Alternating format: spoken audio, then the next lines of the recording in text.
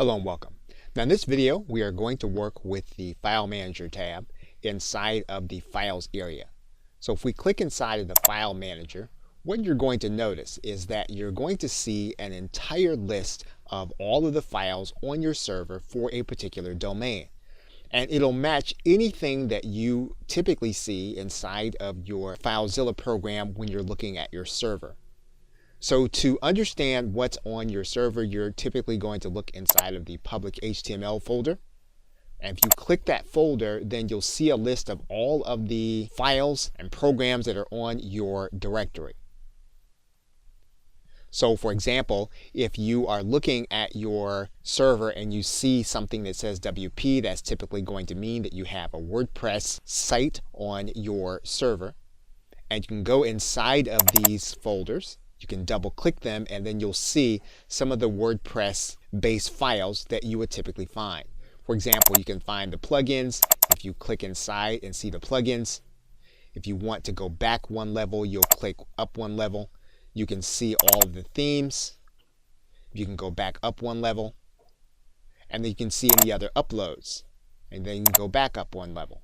You can go back up one level and then you can see your entire directory. If you need to upload something to your WordPress directory or anything on your site, all you'll need to do is go to that directory. Let's say, for example, we go to the plugin directory and we need to upload a plugin. What we're going to do here is go to the very top line and then you see it says upload. We're then going to click upload and then we're going to be able to select the file where we have this particular plugin, and then we're going to be able to upload it through this facility. Then in order to go back to the directory listing, we'll click this directory. Now if we click on a particular file, we can download that file. So for example, if we highlight this file, the error log, we can then go and click this download link. We can download that file to our hard drive. We can also rename that file by clicking the rename button. If we wanted to edit the contents of that file, we can click the edit button. And that will bring open the editor. Now you'll always get a warning about editing any file that you're going to be using on your server because it could destabilize your site. We're just going to close this for now. And then we're going to go back to the home screen. Now what we can also do is we can also search for a file inside of our server. So for example, let's say that we didn't know exactly where a particular folder or file was. We can go to this top line and we can put the name of the file, or what we think it is, and we can go and search for that file.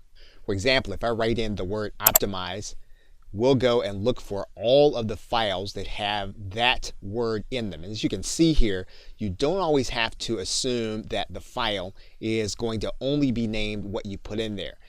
This searching feature will find it if the word optimize is within the form of the word or the form of a directory also. We're now going to click close. So if you'd rather not use a program like the FTP program FileZilla, you can use your file manager to upload files to your directory. Now when you have HTML pages, you can also alter those pages by clicking inside of the file, and then you can click an HTML editor. And for example, you can open that HTML editor.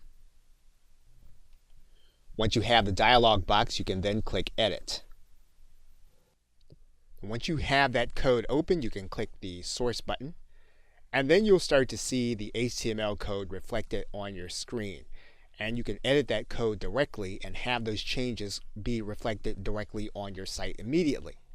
You can click the source button again, and that'll turn back to your WYSIWYG, or your what you see is what you get code, and then you can make changes directly. Now again, you want to be careful about making changes to this content if you're not familiar with HTML code. So the File Manager is a way of being able to manage your site and to be able to make changes appropriately. Okay, so with that, thanks, and I will see you in another video.